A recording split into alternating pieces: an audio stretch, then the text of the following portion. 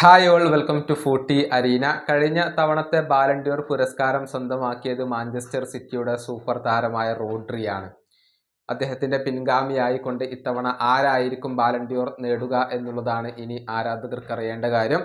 ഏതായാലും സ്കോർ 19 ഏറ്റവും പുതിയ ഒരു റാങ്കിങ് ഇപ്പോൾ പ്രസിദ്ധീകരിച്ചിട്ടുണ്ട്. അതായത് ആദ്യ 5 സ്ഥാനക്കാരെയാണ് ഇവർ പുറത്തു വിട്ടിട്ടുള്ളത്. ഏറ്റവും കൂടുതൽ സാധ്യത ഇത്തവണ ബാലൻഡിയോറിന് കൽപ്പിക്കപ്പെടുന്നത് മറ്റാർക്കുമല്ല, ലിവർപൂളിന്റെ സൂപ്പർ താരമായ മുഹമ്മദ് സലാഖാണ്. ഗംഭീര പ്രകടനമാണ് സല ഇപ്പോൾ നടത്തിക്കൊണ്ടിരിക്കുന്നത്. ഈ സീസണിൽ ആകെ 34 മത്സരങ്ങളാണ് അദ്ദേഹം കളിച്ചിട്ടുള്ളത്.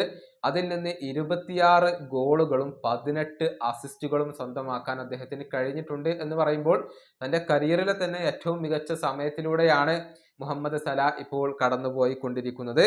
അതേസമയം സലാക്ക് കടുത്ത വെല്ലുവിളി ഉയർത്തിക്കൊണ്ട് തൊട്ടുപിറകിൽ ബ്രസീലിയൻ സൂപ്പർ താരമായ റാഫീഞ്ഞയുണ്ട്. അസാധാരണമായ ഒരു പ്രകടനമാണ് റാഫീഞ്ഞ ഇപ്പോൾ FC ബാഴ്സലോണയ്ക്ക് വേണ്ടി നടത്തിക്കൊണ്ടിരിക്കുന്നത്.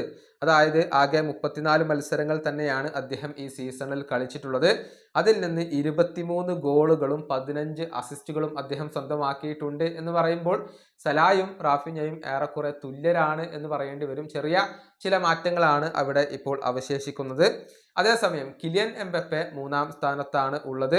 ഇനി മറ്റൊരു റയൽ മാഡ്രിഡ് താരമായ വിനീഷ്യസ് ജൂനിയർ 4-ാം സ്ഥാനത്തുണ്ട്. അതുപോലെ തന്നെ റോബർട്ട് ലെവൻഡോസ്കി ഉണ്ട്. 5-ാം സ്ഥാനത്താണ് റോബർട്ട് ലെവൻഡോസ്കി ഉള്ളത്. ഇങ്ങനെയാണ് ആദ്യ 5 സ്ഥാനക്കാർ വരുന്നത്. സ്കോർ 19 ആണ് ഇക്കാര്യം റിപ്പോർട്ട് ചെയ്തിട്ടുള്ളത്.